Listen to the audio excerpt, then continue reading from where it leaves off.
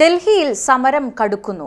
അട്ടിമറിക്കാൻ ബി.ജെ.പി. ഗുണ്ടകളെ അയക്കുന്നുവെന്ന് സി.ജെ.പി. എത്രയൊക്കെ പ്രകോപനം തുടർന്നാലും പിന്നോട്ടില്ലെന്നും സമരക്കാർ.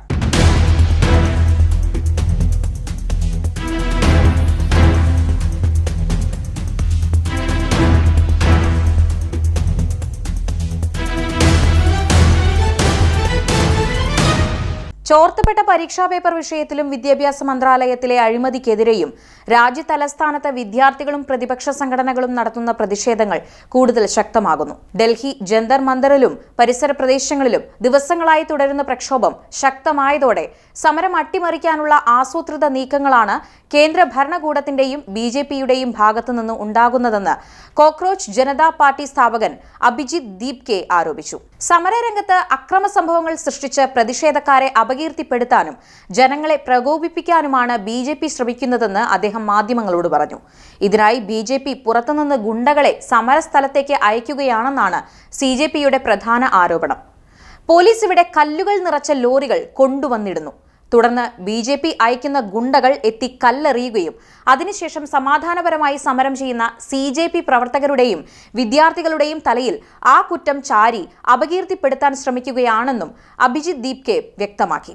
കഴിഞ്ഞ ഒരു മാസത്തിലേറെയായി തങ്ങൾ ജന്തർ മന്ദറിൽ സമാധാനപരമായ രീതിയിൽ സമരം നടത്തുകയാണെന്നും ഇത്രയും കാലത്തിനിടെ കല്ലെറിയൽ പോലുള്ള യാതൊരുവിധ അക്രമ സംഭവങ്ങളും സമരക്കാരുടെ ഭാഗത്തുനിന്ന് ഉണ്ടായിട്ടില്ലെന്നും സി.ജെ.പി. നേതൃത്വം എടുത്തു പറയുന്നു.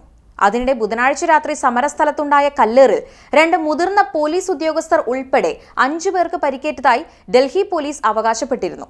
ഇതിനെ തുടർന്ന് സമരക്കാർക്കു നേരെ പോലീസ് കണ്ണീർ വാതകവും കടുത്ത ലാത്തി ചാർജും പ്രയോഗിച്ചു. എന്നാൽ ഈ അക്രമ സംഭവങ്ങൾ മുഴുവൻ പോലീസിന്റെയും ബി.ജെ.പി. ഗുണ്ടകളുടെയും കൂട്ടുകച്ചവടത്തിന്റെ ഫലമാണെന്നാണ് പ്രതിഷേധക്കാർ ആരോപിക്കുന്നത്. വ്യാഴാഴ്ച രാവിലെ സമരപ്പന്തലിന് സമീപം തകർത്ത നിലയിലുള്ള വാഹനം പോലീസ് കൊണ്ടുവന്ന് നിർത്തിയ ദൃശ്യങ്ങളും സി.ജെ.പി. പുറത്തുവിട്ടിട്ടുണ്ട്. പ്രതിഷേധം ശക്തമായതോടെ സമരം അടിച്ചമർത്താൻ കടുത്ത നടപടികളിലേക്കാണ് കേന്ദ്ര സർക്കാരും ഡൽഹി പോലീസും കടന്നിരിക്കുന്നത്.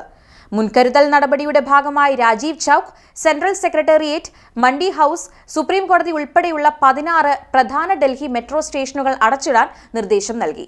സമരവേദിയിലേക്ക് ജനങ്ങളും വിദ്യാർത്ഥികളും ഒഴുകിയെത്തുന്നത് തടയാനാണ് മെട്രോ സർവീസുകളിൽ നിയന്ത്രണം ഏർപ്പെടുത്തിയത്. കൂടാതെ ജന്തർ മന്ദർ പരിസരത്ത് ഇന്റർനെറ്റ് സേവനങ്ങളും വിച്ഛേദിച്ചിരിക്കുകയാണ്. മെട്രോ സ്റ്റേഷനുകൾ അടച്ചിട്ട് ജനങ്ങളുടെ യാത്ര തടസ്സപ്പെടുത്തുന്ന നടപടിയെ മുൻ ഡൽഹി മുഖ്യമന്ത്രി അതിഷി രൂക്ഷമായി വിമർശിച്ചു.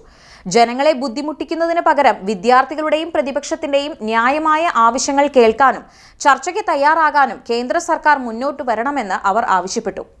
എത്രയൊക്കെ അടിച്ചമർത്താൻ ശ്രമിച്ചാലും പ്രകോപനങ്ങൾക്ക് വഴങ്ങാതെ സമരം തുടരുമെന്ന് സി.ജെ.പി. നേതാക്കൾ വ്യക്തമാക്കി. കേന്ദ്ര വിദ്യാഭ്യാസ മന്ത്രി ധർമ്മേന്ദ്ര പ്രധാന്റെ രാജിയില്ലാതെ പ്രതിഷേധത്തിൽ നിന്ന് പിന്നോട്ടില്ലെന്ന ഉറച്ച നിലപാടിലാണ് കോക്രോച്ച് ജനതാ പാർട്ടിയും പ്രക്ഷോഭം നയിക്കുന്ന വിദ്യാർത്ഥികളും.